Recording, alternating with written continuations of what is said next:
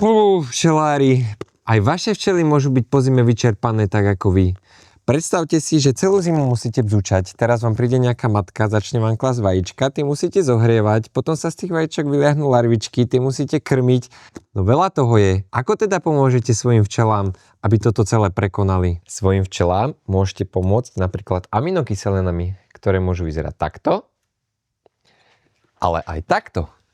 Toto je cukrovo-medové cesto, v ktorom je primiešaný ideálny pomer aminokyselín a vitamínov pre vaše včely. No a prečo sú tie aminokyseliny také dôležité? Aminokyseliny sú základné stavebné látky bielkovín.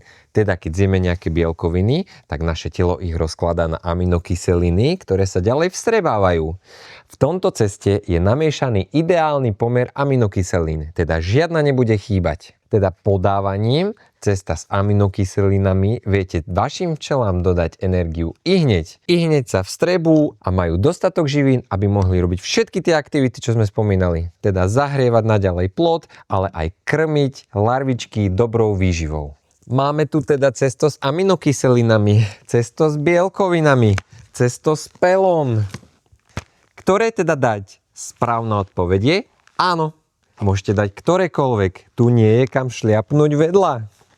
Cesto s aminokyselinami môže byť taký defibrilátor, kde rýchlo dodáte včelám potrebné živiny, aby mohli krmiť larvičky.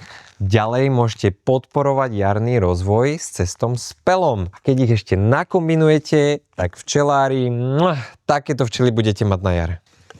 No a môžeme zbaliť ďalšie palety.